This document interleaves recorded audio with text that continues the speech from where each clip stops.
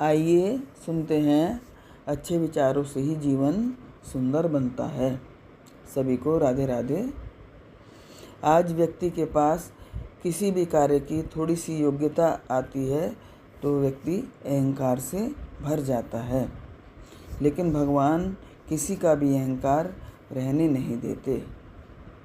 एक बार भगवान श्री कृष्ण द्वारका में रानी सत्यभामा के साथ सिंहासन पर विराजमान थे। निकट ही गरुड़ और सुदर्शन चक्र भी बैठे हुए थे। तीनों के चेहरे पर दिव्य तेज झलक रहा था। बातों ही बातों में रानी सत्यभामा ने श्री कृष्ण से पूछा, हे प्रभु, आपने त्रेता युग में राम के रूप में अवतार लिया था। सीता आपकी पत्नी थी, क्या वह मुझसे भी ज़्यादा सुंदर थीं? द्वारकाधीश समझ गए कि सत्यभामा को अपने रूप का अभिमान आ गया है। तभी गरुड़ ने कहा, भगवान, क्या दुनिया में मुझसे भी ज़्यादा तेज गति से कोई उड़ सकता है? इधर सुदर्शन चक्र से भी रहा नहीं गया और वह कह उठा, भगवान, मैंने बड़े बड़े युद्धों में आपको विजयश्री दिलवाई है, क्या संसार में मुझसे भी शक्तिशाली कोई है? भगवान मंद मंद मुस्कुरा रहे थे। वे जान रहे थे कि उनके इन तीनों भक्तों को अहंकार हो गया है और इनका अहंकार नष्ट होने का समय आ गया है। ऐसा सोचकर उन्होंने गरुड़ से कहा, हे गरुड़, तुम हनुमान जी के पास जाओ और कहना, भगवान राम माता सीता के साथ उनकी प्रतीक्षा कर रहे हैं। गरुड़ भगवान की आज्ञा लेकर हनुमान को लाने चले गए। इधर श्री कृष्ण ने सत्यभामा से कहा कि देवी आज सीता के रूप में तैयार हो जाएं, और स्वयं द्वारकाधीश ने राम का रूप धारण कर लिया। मधुसूदन ने सुदर्शन चक्र को आज्ञा देते हुए कहा, तुम महल के प्रवेश द्वार पर पहरा दो और ध्यान रहे मेरी आज्ञा के बिना महल में कोई प्रवेश ना करे। भगवान की आज्ञा पाकर चक्र महल के प्रवेश द्वार पर तैनात हो गया।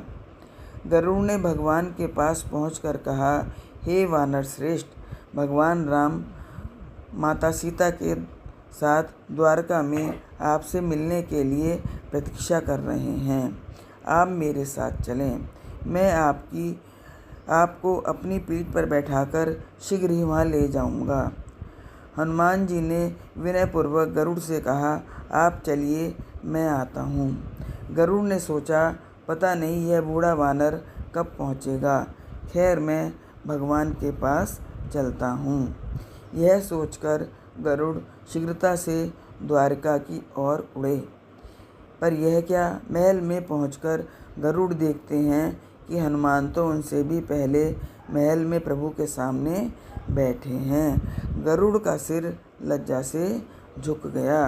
तभी श्री राम ने हनुमान जी से कहा कि पवन पुत्र, तुम बिना आज्ञा के महल में कैसे प्रवेश कर गए? क्या तुम्हें किसी ने प्रवेश द्वार पर रोका नहीं? हनुमान जी ने हाथ जोड़ते हुए सिर झुकाकर कहा कि मुंह में सुदर्शन चक्र को निकालकर और प्रभु के सामने रख दिया।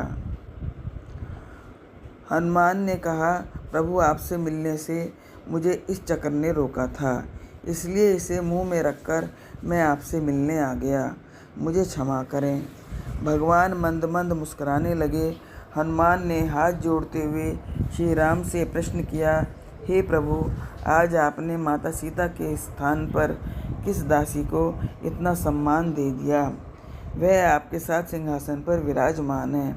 अब रानी सत्यभामा के अहंकार भंग होने की बारी थी। उन्हें सुंदरता का अहंकार था जो पल भर में चूर चूर हो गया। रानी सत्यभामा, सुदर्शन चक्र व गरुड़ तीनों का अहंकार चूर चूर हो गया। वे भगवान की लीला समझ रहे थे। तीनों की आंखों से अश्रु बहने लगे और भगवान के चरणों में झुक गए। भगवान की कैसी अद्भुत लीला है। जब इन तीनों का अहंकार चूर चूर हो गया तो हम मनुष्य की बात ही क्या। व्यक्ति के पास जो भी योग्यता होती है उसका कारण भगवान ही होते हैं। भगवान आपको खुश रखें, स्वस्थ रखें। इसी प्रार्थना के साथ फिर मिलते हैं। राधे राधे।